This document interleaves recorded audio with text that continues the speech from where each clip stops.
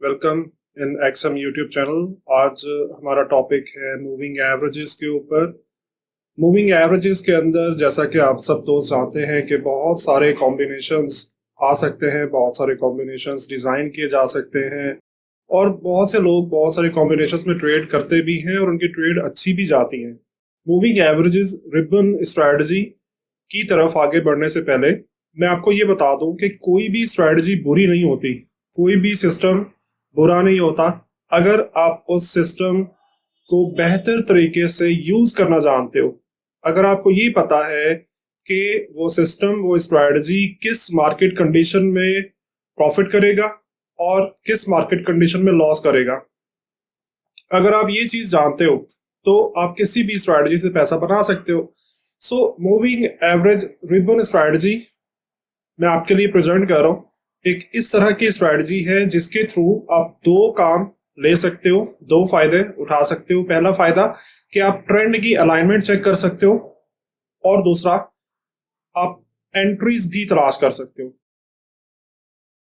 यानी कि अगर आप प्राइस एक्शन के हायर हाइज या हायर लोज या फिर लोअर हाइज लोअर लोज को फाइंड करने में थोड़ा सा आपको मुश्किल पेश आती है तो आप रिबन स्ट्रैटेजी के अकॉर्डिंगली आप ट्रेंड आइडेंटिफिकेशन कर सकते हो और ट्रेंड की अलाइनमेंट के साथ आप ट्रेड भी कर सकते हो।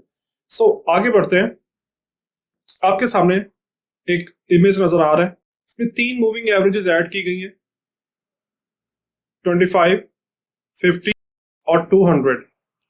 तीन मूविंग एवरेजेस ऐड करने का मकसद ये होता है कि हम फास्टेस्ट ट्रेंड को भी देख रहे होते हैं, मिड टर्म ट्रेंड को भी देख रहे होते हैं और लॉन्गर टर्म ट्रेंड को भी देख रहे होते हैं। ब्लू कलर की मूविंग एवरेज जैसा कि इस पिक्चर में आप देख सकते हो, एक 25 मूविंग एवरेज है। रेड कलर की 50 की मूविंग एवरेज और ग्रीन कलर की 200 की मूविंग एवरेज है। अगर आप पॉइंट नंबर 1 के ऊपर गौर करें, पॉइंट नंबर 1 पे आप देख सकते हो कि ब्लू मूविंग एवरेज सबसे ऊपर है, रेड दरमियान में और ग्रीन सबसे नीचे। तो इसका ये मतलब है कि बुलिश साइड के ऊपर, बुलिश वे में आपको बुलिश ट्रेंड की अलाइनमेंट नजर आ रही है। इसके बाद एंट्री आप अपने किसी भी मेथड के साथ ले सकते हो। यहां पे हम क्या देख रहे हैं, सिर्फ और सिर्फ ट्रेंड की अलाइनमेंट। अगर आप मूविंग एवरेजेस के अकॉर्डिंगली ट्रेड भी करना चाहते हो तो आपने स्लोप चेक कर लेनी है। मूविंग एवरेजेस की स्लोप किस तरह से, मतलब 45 डिग्री पे है या नहीं। अगर 45 डिग्री पे मूविंग एवरेजेस की स्लोप आ रही है तो फिर आप 25 मूविंग एवरेज के टेस्ट के ऊपर ट्रेड भी कर सकते हो। जैसा कि अलाइनमेंट को जस्ट देखा जाए तो पॉइंट 2 के ऊपर अलाइनमेंट डिस्टर्ब हो चुकी है, हम ट्रेड नहीं करेंगे। पॉइंट 3 के ऊपर वापस अलाइनमेंट आ चुकी है, हम अब ट्रेड के लिए ओके हैं। पॉइंट नंबर 4 के ऊपर गौर से देखें तो अलाइनमेंट आउट हो चुकी है और पॉइंट नंबर 5 के अंदर बेयरिश ट्रेंड के लिए अलाइनमेंट आ चुकी है। ठीक है, और इसी तरीके से जब तक ये अलाइनमेंट रहेगी आप बेयरिश ट्रेड कर सकते हो।